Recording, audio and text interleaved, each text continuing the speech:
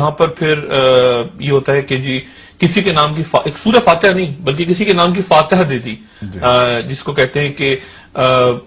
مٹھائی پہ یا کھانے کی کسی پہ ہم نے فاتحہ دے دی کسی کے نام سے.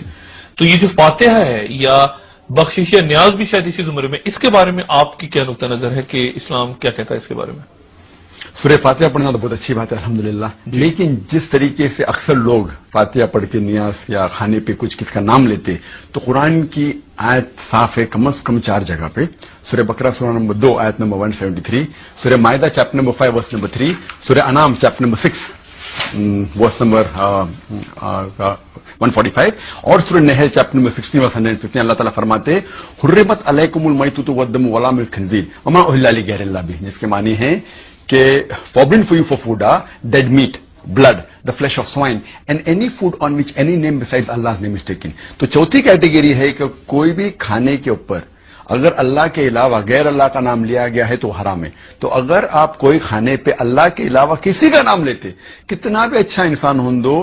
پیر بھی ہوں دو، نیک انسان ہوں دو،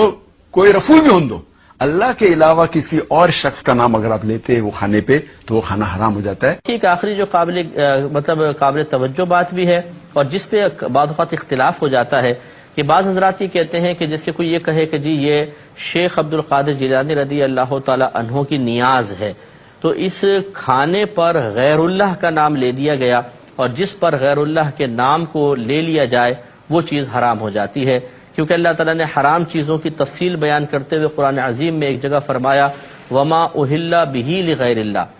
یعنی اور وہ بھی منع ہے کہ جس پر اللہ کے غیر کا نام پکارا گیا ہو.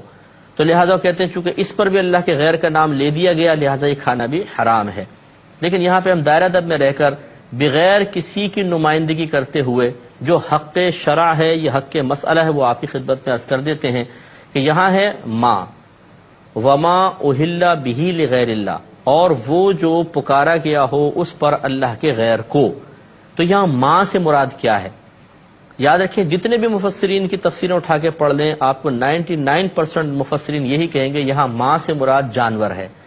کیونکہ اللہ تبارک و تعالیٰ نے یہ آیت کفار کے رد میں نازل فرمائی تھی، اور کفار کا طریقہ یہ تھا کہ یہ بتوں کے نام پر جانور ذبح کرتے تھے اور ان جانوروں کو لٹا کے پھر یوں کہتے تھے لات کے نام پر، عزا کے نام پر، منات کے نام پر، اور ذبح کر دیتے تھے. تو گویا کہ بوقت ذبح وہ اس ذبیحہ پر غیر اللہ کا نام پکارتے تھے، نہ کہ بسم اللہ اللہ اکبر. تو اس وجہ سے ان کا اللہ تعالیٰ نے رد فرمایا کہ یہ جانور کھانا بھی حلال نہیں ہوگا جس پر بوقت ذبح اللہ کے غیر کے نام کو پکارا گیا.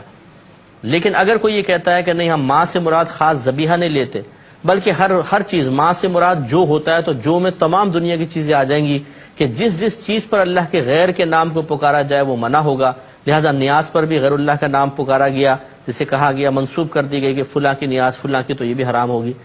اگر یہ والا معنی لے لیا جائے تو دائرے میں رہ کے سوال ضرور ہونا چاہیے کہ یہ بتائیں ایک قربانی کا جانور ایک شخص لے کر آیا، کوئی پوچھتا ہے یہ کس کا جانور ہے تو کیا کہے؟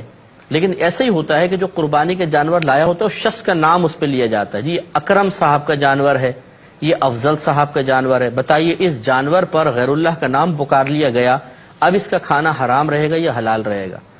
اگر آپ کہیں گے حلال رہے گا تو بتائیے پھر آیت کا مفہوم تو یہی کہہ رہا ہے کہ ہر وہ چیز جس پہ غیر اللہ کا نام پکارا گیا وہ حرام ہے، تو پھر کیسے یہ حلال ہو جائے گا؟ تو قربانی کے جانور کو کسی شخص کی طرف منسوب کر دیا جائے وہ حلال رہے، کھانے کو اللہ کے لیے بنا کر صرف ایصال ثواب ظاہر کرنے کے لیے کہ کس کے نام کیا گیا ہے اس کو غیر اللہ کی طرف منسوب کر دیا جائے تو حرام ہو جائے. یہ کیوں؟ وجہ فرق بتائیے.